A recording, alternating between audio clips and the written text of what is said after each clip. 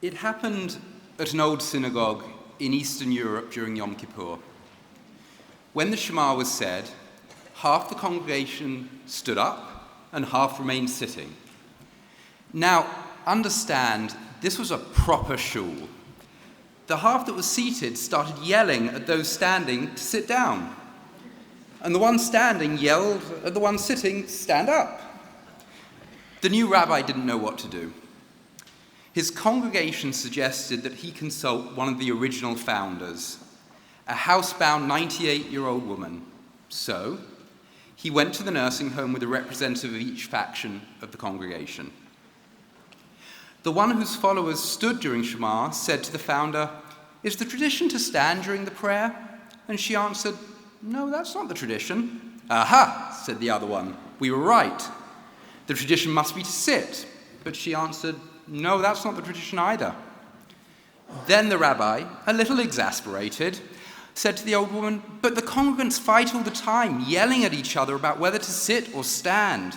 The woman interrupted, exclaiming, "Now that is the tradition."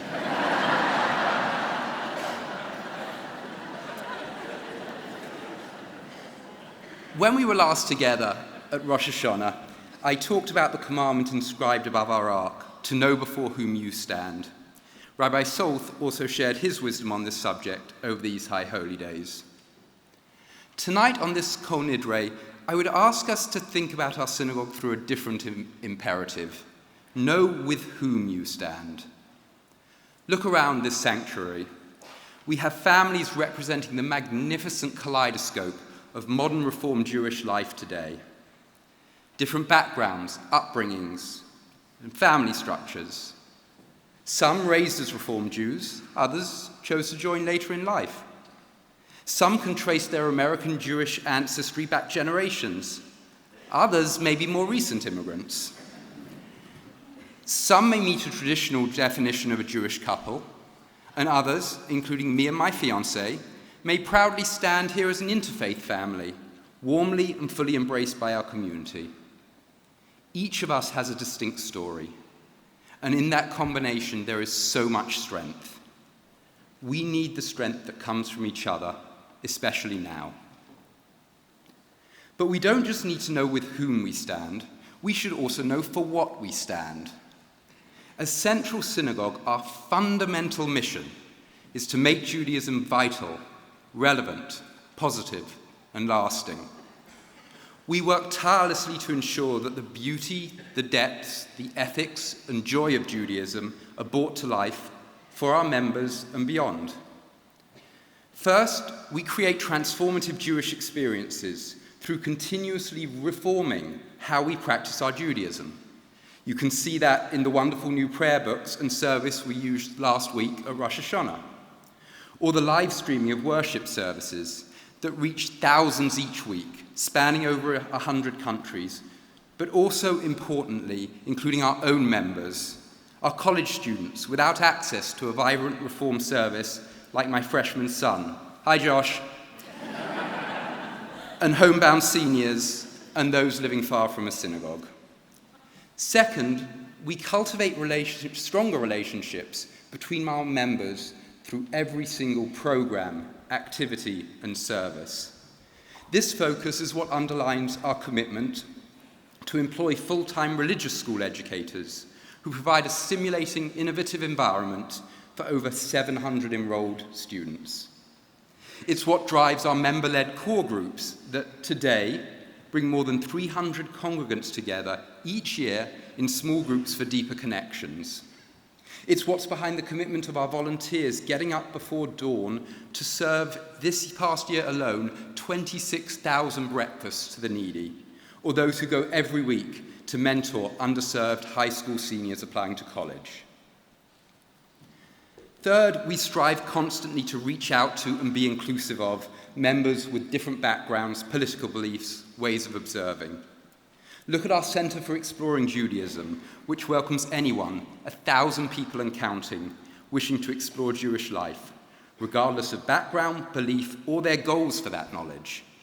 Nearly 90% of the parents who recently completed that program now incorporate Jewish rituals into their homes and for their children. And finally, we recognize we're fortunate to draw upon plentiful resources of talent, infrastructure, and a committed and passionate congregation.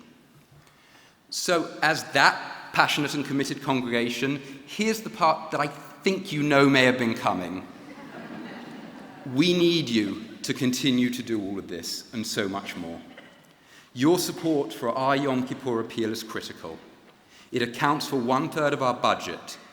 It enables our magnificent clergy to lift us up in worship, our incredible professional staff to keep literally everything about our congregation running, including tonight's service, our team to care for those who desperately need to see a friendly face, a supportive hug, our children and adults to have their Jewish eyes opened and minds expanded by our educational programs, our congregation to take a stand against injustice and wrong, and countless other moments, large and small, where we make Reform Judaism matter.